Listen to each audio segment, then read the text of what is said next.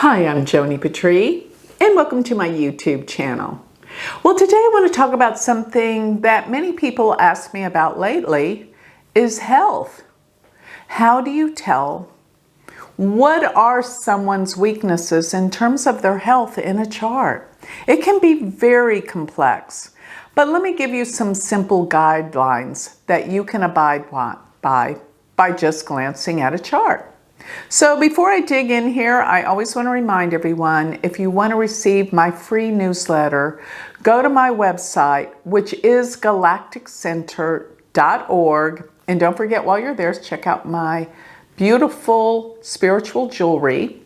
And if you would like to study Vedic astrology with me, go to my university website, which is University of Vedic Astrology.com.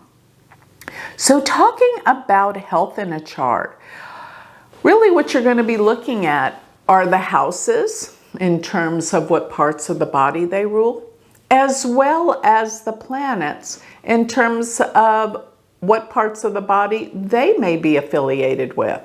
And putting that all together is how you can see some strengths or weaknesses in the body. Everyone has weak points.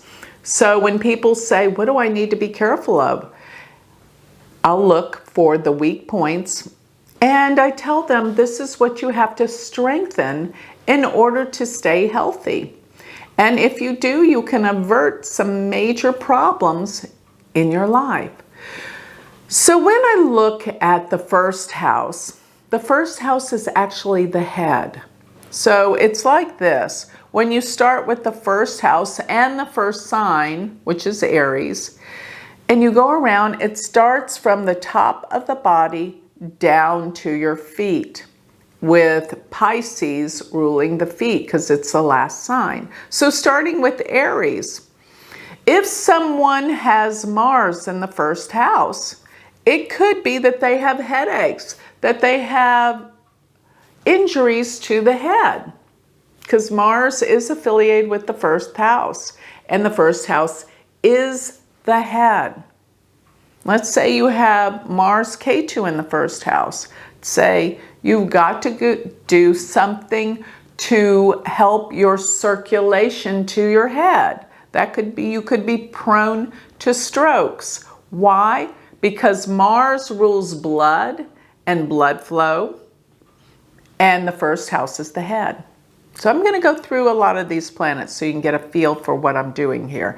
And with Mars, with K2 or Rahu, that intensifies it when you put a node with the planet and causes some type of issue or problem. Of course, the signs even flavor it all the more, but that's a whole study to even look at it relative to what planet, what house, what sign. But that's essentially what you're doing when you're looking at the weaknesses or strengths in the health of somebody.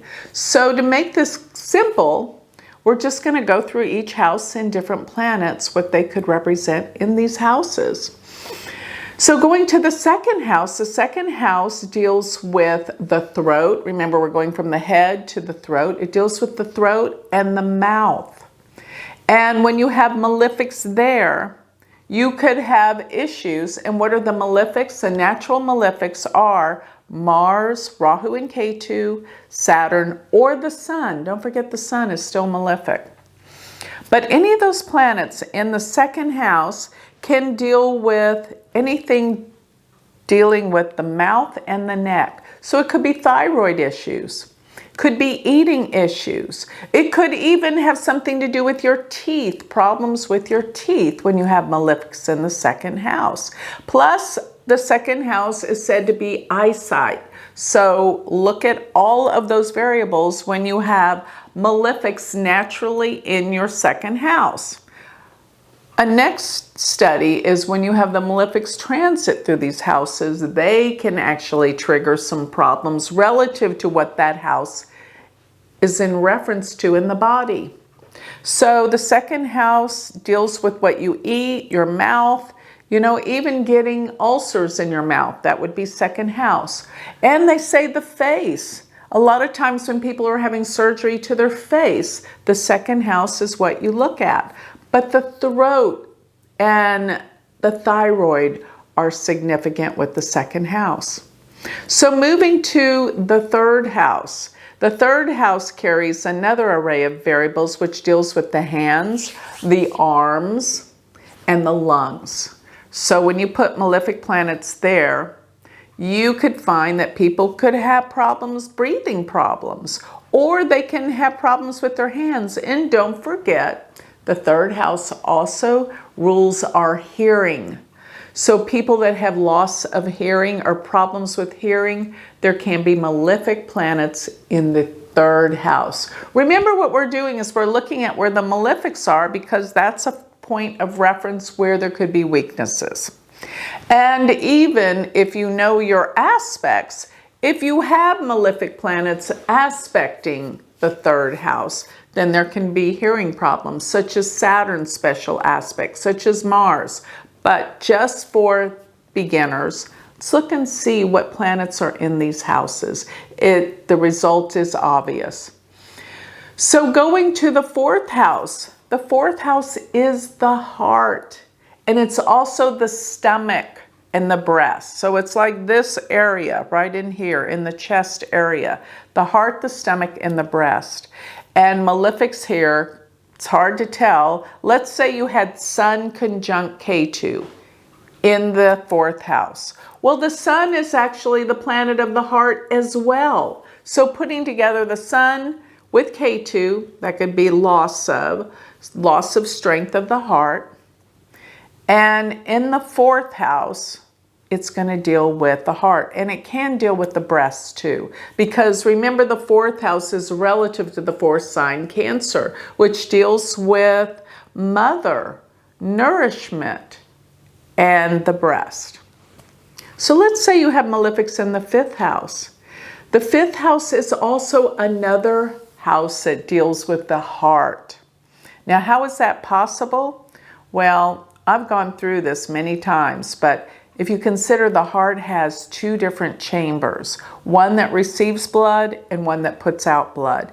And the fourth house deals with the chamber of receiving blood, just as the moon receives the light from the sun and reflects it. Whereas the fifth house deals with the heart, but it deals with putting out the blood, just as the sun puts out the light of day. You see, so it does deal with the fifth house and the fourth house, deal with the heart. But the fourth house can deal also with the mammary glands, the breast, and the stomach. Because the moon, which is affiliated with the fourth house, rules the stomach. Moving on to the sixth house. The sixth house has to do with your digestion, and it deals with your intestinal area that digests the food. So people that have malefics here have indigestion and do not process their foods properly. They have problems with the stomach, with how the bowels and how they really do absorb the nutrients from their food. So there's problems with how they digest their foods in the intestinal area. And this is an area that's been ignored for the most part, but it causes some of the most problems. This is the house of health, the sixth house. So looking at this, I find so many times when people have the moon, which rules the stomach, in the sixth house, which rules the intestinal area, they have problems with digesting food. And that's what needs to be worked on to heal. So if you have malefics in the seventh house is the reproductive system, but the external sexual organs. So externally more than internally. That's what the seventh house deals with. Plus, it deals with the kidneys. So malefics here could deal with the kidneys particularly, and how you digest sugars and things like that, plus the external sexual organs, okay? I'm not making this up. This is what is in these texts. So when you get to the 8th house, this deals with the elimination system. Plus, it also deals with the internal sexual organs, which Scorpio is known to deal with, you know, women that have problems with their menses, with their reproductive system, all of that. This is 8th house. Plus, the elimination system deals with, you know, the whole colon area and how you eliminate to cleanse and heal your body. This is all 8th house stuff, okay? Let's go to the 9th house. The 9th house is relative to the sign Sagittarius, and because Sagittarius is the 9th sign. So when you think about when malefics are in the 9th house, they can have problems with their hips. So many people I know have to have hip replacements or something dealing with the bones in that region of the body. It's about moving forward, the hips. So when you get to the 10th house and you're dealing with Capricorn being the 10th sign, it deals a lot with the knees. And Capricorn is also ruled by Saturn, which many times deals with the bones.